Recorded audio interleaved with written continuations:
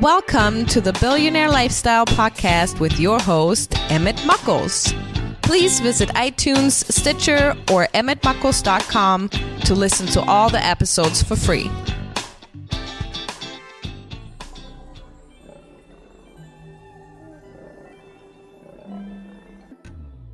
Ladies and gentlemen, welcome to the Billionaire Lifestyle podcast. I am your host, Emmett Muckles, and today, my guest is Ginny Scales Medeiros. Before we get too deep, I talk about on the Billionaire Lifestyle about life, because we're all billionaires. We come into this world as billionaires with the sales and the love and all the things that encompass, but I never talk about money. And it's so very important because that's our barter trading currency that we kind of live our lives about. But most people have no financial literacy. But you started out at a young age and were able to acclimate to this world very well financially. Can you tell me a little bit about that backstory? Sure. And for some reason, it was a natural ability of mine, and I finished only the 9th grade. I was on my own at 15. I lived way out in the middle of nowhere. There were 1,000 acres in our little trailer and one house.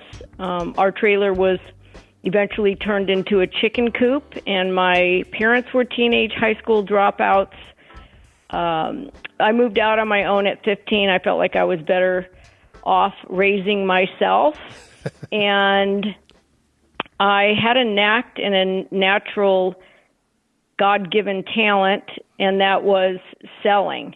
And I actually started by finding homes for the kittens that were dropped off and abandoned in the fields near my home. I just felt like that was my responsibility to find them homes. And I remember taking them, walking 3 miles down the street to the store to get rid of the kittens or to actually find them homes, speaking to the parents, and they would just, no, walk by, And then I realized if I talked to the child and showed him the kitten, then the child would sell the parents on getting the kitten, and I got rid of all these cats all the time. So I started really polishing my sales ability. So when I moved out at 15, Emmett, I, at that time, was not old enough to sell cars, but when I turned 18, I got in the auto industry and sold a car my first day, every day for a month, made top salesperson 6 years in a row. I made the headline of the newspaper. It said, "Real men may not eat quiche, but real women do sell cars." And that's actually on my Wikipedia, that news article, because back then that was a big deal, because I was one of the first women in the auto industry. But I bought my first house at 23 years old by myself in California with a 9th grade education. So let me go back a little bit. Yes. Tell me about the prices of the houses in California at the time when you purchased your first home. So when I purchased my first place, it was $75,000. That's inexpensive for California. Go ahead. That's in California. Now, this was 1983. Okay. But understand, everything's relative. So if the price there was $75,000, and actually it was a condo, but it was $75,000, that still would have been, you could have bought a house in upstate New York where I came from for $27,000 right at that time. So it still was a lot of money, and to be able to do it by myself with just a 9th grade education, my life is a testament to, I really believed, because I didn't know any better, I like to say that I was not domesticated. I had 2 young parents that were really kind of growing up themselves, so myself and my sister were left to just kind of navigate the world ourselves. And when I was in 2nd grade, and this is in a novel that I wrote called What is Normal. When I was in second grade, the teacher was talking about Eli Whitney, and she was saying that Eli Whitney invented the cotton gin, which was a big deal at the time because it was one of the first machines that were going to make it was going to make it possible to do 10 times as much work as somebody could do by hand. So This was a big deal. But Eli Whitney invented the cotton gin and never worked around cotton his whole life. And I was sitting in that second grade class thinking to myself, I got it. I come from source, creator, God, whatever you want to call it. And it's the same place music comes from, art comes from, these ideas come from. And I said, I want one. So anyway, I got in the auto and a top salesperson for years, bought my second house at 27. And I remember being out on the car lot one day and I said, the ultimate would be if I created my own idea and manifested it into the physical world, because I have the gift and talent of selling, which again, I started by finding homes for all these abandoned animals that were left in the fields near my house out in the middle of nowhere. And I had a thought, and I call it a thought with wings, because this thought wouldn't leave me. Lots of people have thoughts, lots of people have ideas, but the thought wouldn't leave me until it was born. Right. And then I created a product, and I sold that, and I made cold calls, and I believed so much in this product having to be born that I knew if I could speak to somebody at QVC, get them on the line, give them my 1-minute elevator pitch, I'd get a face-to-face, and but let's get on. Let's go back a little bit before we get too deep into it, because I want to find out, where did your motivation come? Because you had these parents who were very young. What's the difference in age between you and your parents? 17 years. So, oh wow, so that's really young. And so, what was the driving motivation that just says, the A made you say, I can do this on my own, and B, there had to be some kind of drive that pushed you forward? Because a lot of people have these ideas, but they don't put them into action. Right. Well, I think it's because people get ideas and they're thinking about the money that the idea is going to make, or they're thinking about, there's a difference between authentically getting an idea and you can't stop thinking about it. Like, there's a child who is just fascinated with cars and notices, I'm talking 3 years old, and notices your car keys, notices what car you're driving, or a child that is just obsessed with balls, or another child that is just fascinated with rocks. These are authentic parts of that soul. And when you have something that's in alignment with your authenticity and understand, see, here was the thing. On one hand, somebody could look at my life and go, you didn't have any parenting.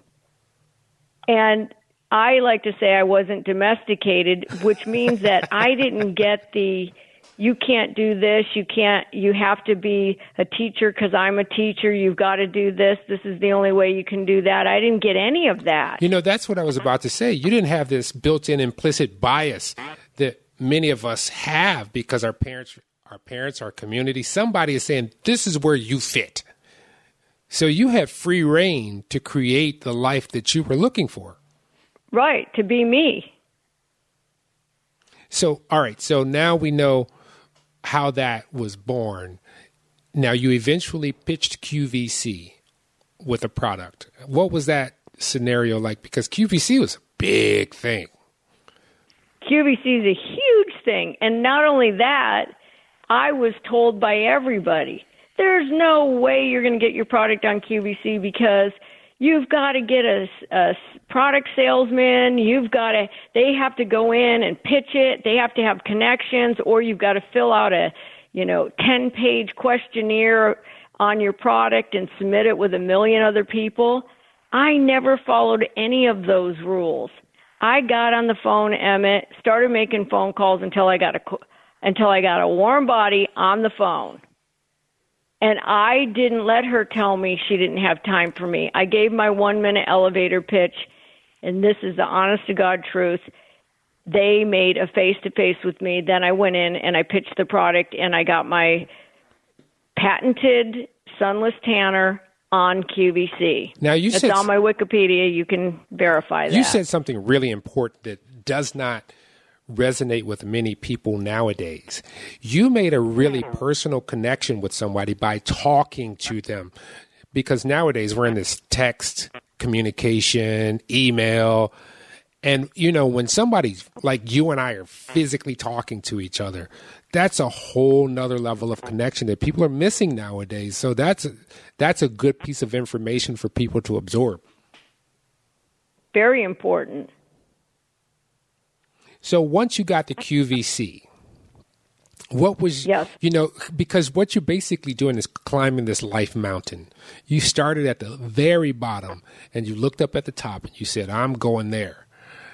And you didn't really have a mechanism, but you knew you were going to come up with one. So you're making strides, you're gaining altitude, you've hit QVC. What was the next process that came into play? What did you say? Okay, well, what's next for me? Or did you already have it in mind?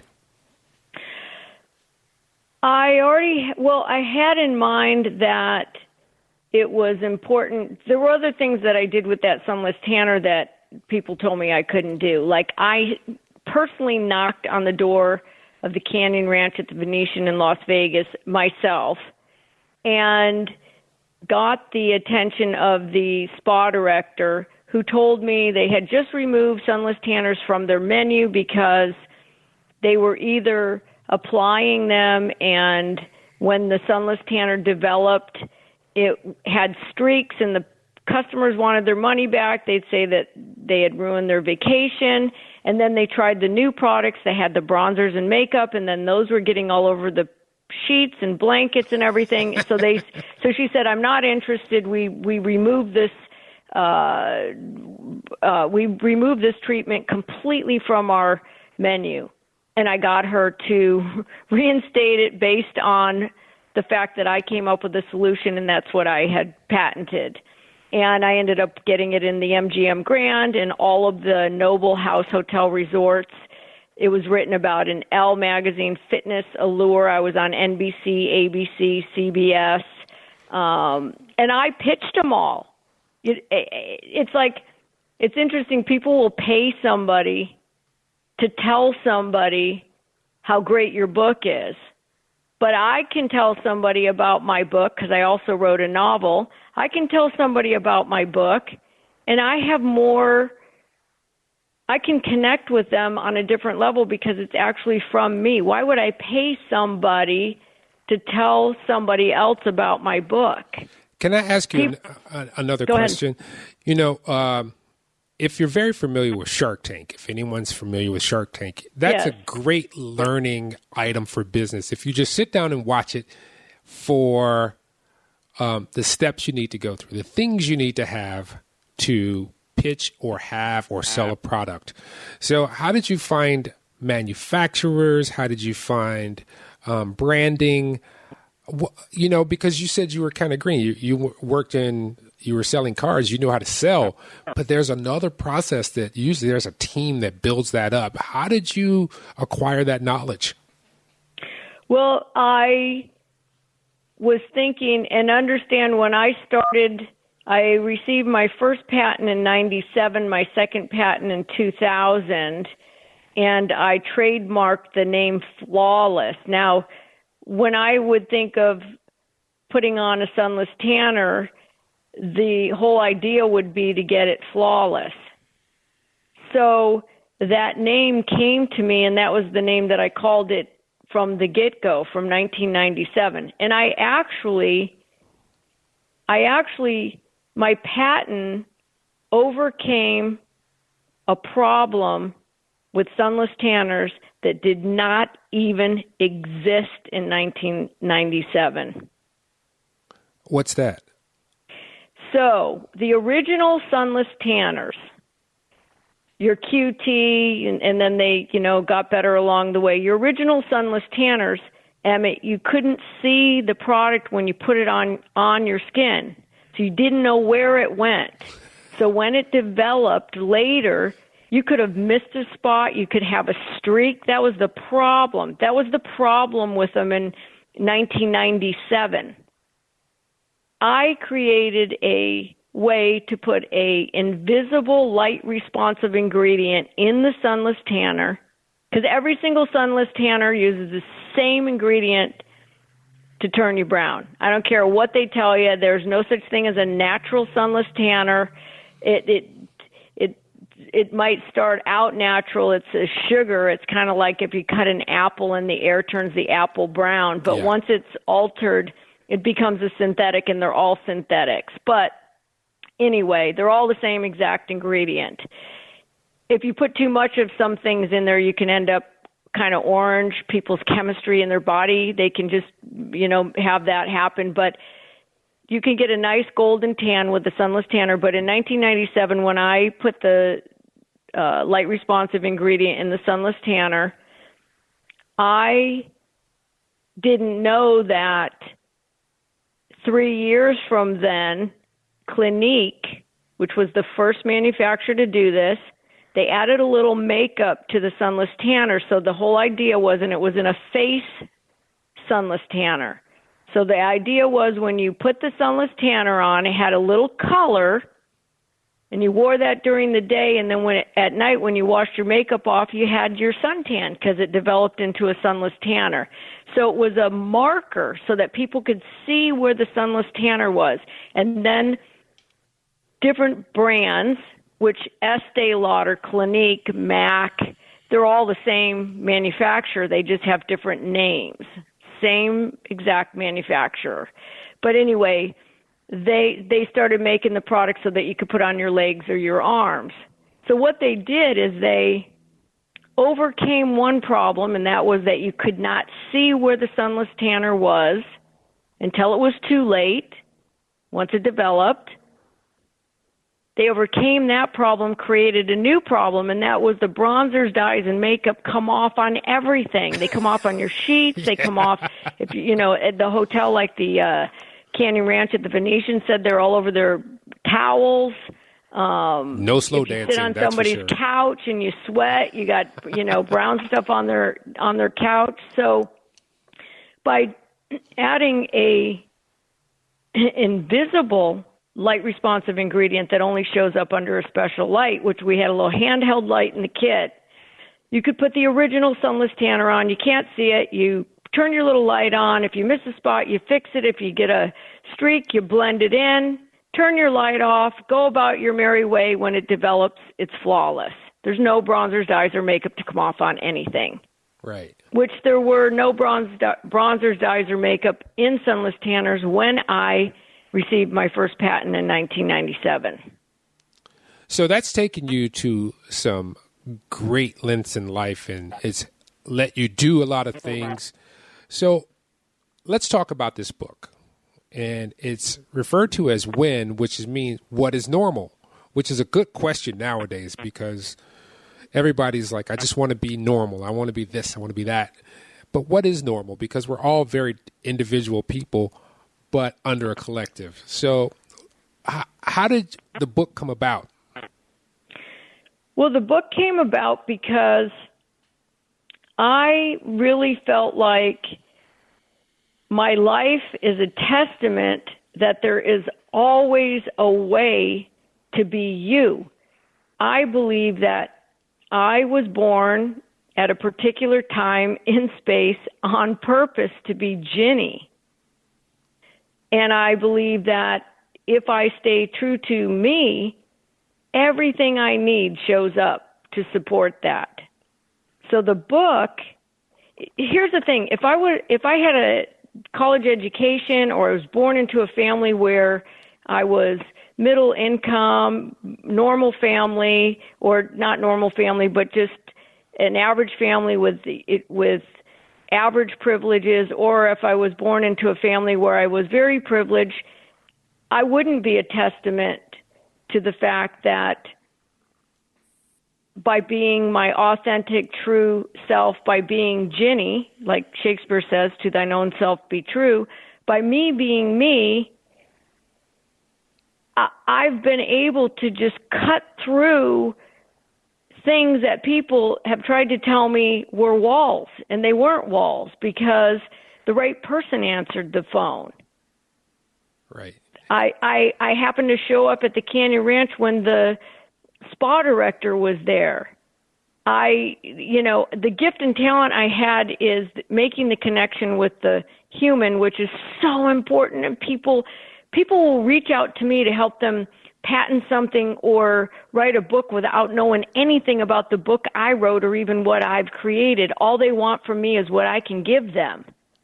And making a connection, when I met that spa director, I knew who she was. I knew how long she had been there. I made a personal connection with her on complimenting her on a brand new line of products that they just brought in there. I had already put some energy into her. So you did the homework. I did the homework, but it's got to be more personal than just homework. You're looking for the humanness in people. Oh, can you say that again too? Because people are missing that nowadays. Not only are they missing that, when you say that people are communicating through email, it's like you're protecting yourself from being rejected, you know? I always say, this is my own joke, that I've had more rejection than a bad heart transplant. It doesn't bother me at all. That's a good one. But yes, the human connection, you're not going to be successful finding the connection you want to, finding the person you want to connect with to get you to the next level on your dreams and goals without you putting some energy into them. The person who says, Ginny, I've read your book. I love it. I gave it to my mother. She loved it. That person has my ear. I want to give them some of my time. But the person that and they do all the time, can you help me patent this? Can you tell me what I need to do to get a trademark? And it's like they don't even know what I patent or trademark. They don't know anything about me. They haven't spent 2 seconds putting any positive energy towards me. They just want something from me. And not, what I mean? Yeah, that's really true. And one of the big things that I see today is people just want things from you, but they don't understand life is about service. That you really, for you to obtain all the things that you're really looking for, you have to give that first. If you want love, you have to give love. If if you want cooperation, you have to cooperate with people. And a lot of people aren't getting that, and especially compounding with what you said earlier, that you have to make it personal, make it a human connection. So that's some great lessons that you're putting in here. Is all this in your movie, which is What is Normal? So it's all in the book.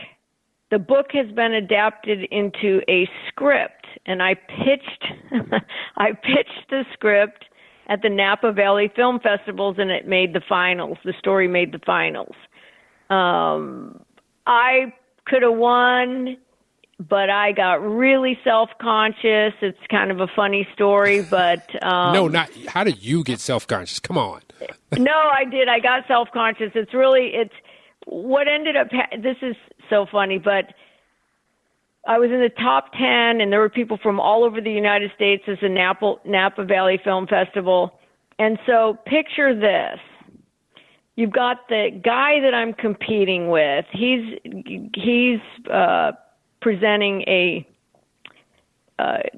comedy series, and his story is about a couple who that they're in Hollywood. They can't find any work, And so they decide that they're going to pretend that they're in AA so that they can mingle with the other celebrities and producers and directors in Hollywood that are in recovery and are in AA. Okay? So you've got him, and it's so funny, and everybody's laughing about it. And then you have me, and recovery's part of my real story. So mine is like this indie drama. I'm talking about myself, and then you've got all the people that are there in the audience laughing about him, and then you've got me that now all of a sudden gets up, and it's like I'm the real person in AA and in recovery. So I got super self-conscious. It was a eye opener for me as far as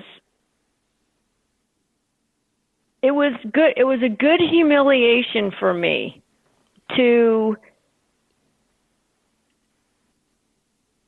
have the confidence in myself to win. And at the same time, I got so vulnerable and I felt so, I was scared and vulnerable for the first time because I was really being real. Gotcha. I wasn't selling something.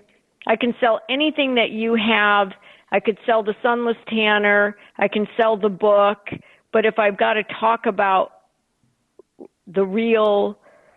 some of the real issues, well, and then he had somebody laughing about those issues. That this was super funny, and he had a really funny series about this couple pretending that they were in AA just so they could be around the people that were making things happen in Hollywood. He ended up winning. Yeah, but I mean, it's hard to go right after somebody when the crowd's laughing about it, and then go, "Oh, I'm actually in AA." You know, it's like it just was how did we end up being there at the same time? Probably that never, but it was exactly the way it was supposed to be. So I want to digress one more time, because you brought up that you had some challenges in your life. Yes. So those challenges in your life, how did you surmount them to push forward?